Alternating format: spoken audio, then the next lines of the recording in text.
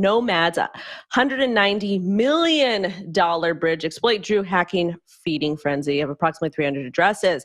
And that's a lot of money to be drained, especially in the type of market that we're seeing. So basically, it is a cross-chain token bridge, and it was drained of almost all of its funds. And it was basically due to one of Nomad's smart contract recent updates that allowed spoofs, so users can drain funds that didn't belong to them. And of course, the team informed law enforcement. So the reason why I wanted to talk about this is because considering the type of market they're in, I feel like we need to question everything. There's going to be a lot of projects who have exploits, a lot of projects that get hacked, a lot of projects that are going to be, dumping their tokens, exit liquidity, et cetera.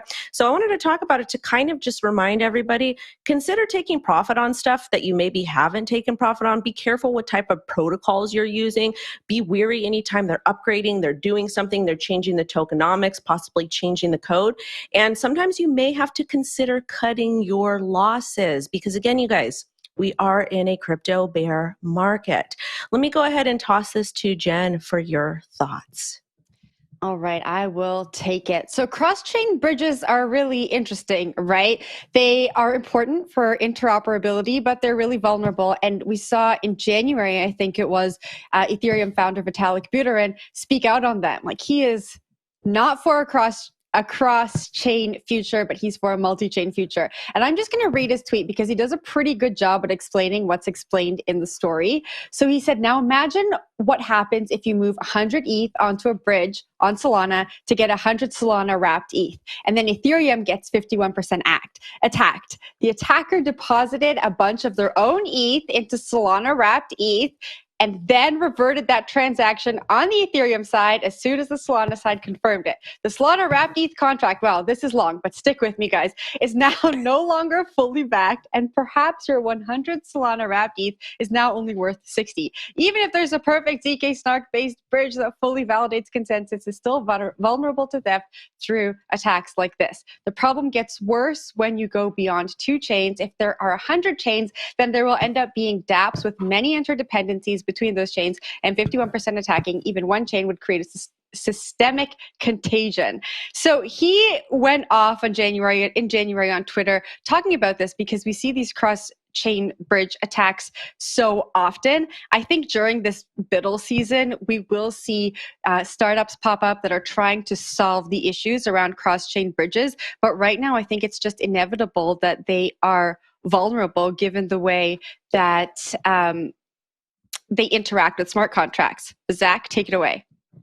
Yeah, I think people are going to start really reassessing approaches to interchain interoperability because the cross-chain bridge model just keeps crumbling, right? It's not really a bridge, right? It's not really an appropriate metaphor, right? The funds, like, it's a bridge, but the funds are like stuck on the bridge, and it's like a rickety bridge. And if a hacker comes along and like chops down like one of the poles holding up the bridge, they get all the funds, right? So that is like a design flaw in terms of how you get money from one chain to the other to seize on new opportunities.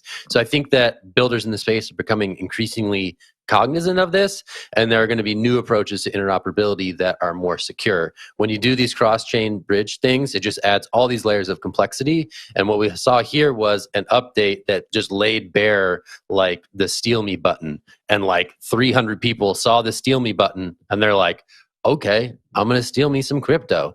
And that's what happened here. It wasn't just one attacker. It was like a feeding frenzy. It was like sharks just rushing on like chum in the ocean and taking all of this money. And that is what happens. That's why you see that sad chart with the sad bears pointing at the cliff of money falling off all the way to zero, roughly $200 million out the door. According to some reporting, some of the folks taking the money were white hat hackers who are expected to return some of the funds, but it was a bit of a group attack here on the Nomad project. Really crazy one to see, but yeah, never a dull day in crypto.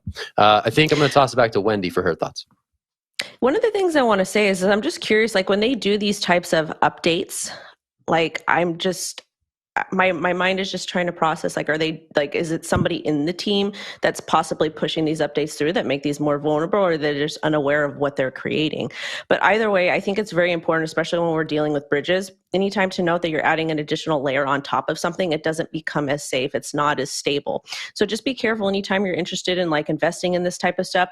Please place these types of projects or consider placing them in like your risky basket. Like, okay, I'm going to put maybe 0.05% of my portfolio or 1% of my portfolio in here. And just understand, when you do put your money into this stuff, it's all in beta. It is literally all in beta. Most of these DeFi projects, these cross-chain things, these, you know, multiple layers that you can add on top of different projects, it's all in beta. So essentially you're putting your money into something and you're hoping that it hits big. But I would probably bet that it's going to either get hacked, exploited, or go to zero.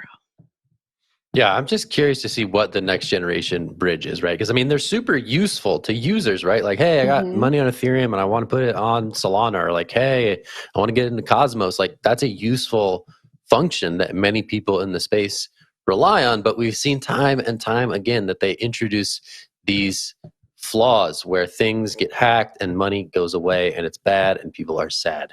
So it's going to be really, really interesting to see what that next generation of bridging technology looks like, or if there's a new set of solutions out there that avoid some of the pitfalls that we've seen now for the third, fourth, fifth time when it comes to cross-chain bridge exploits.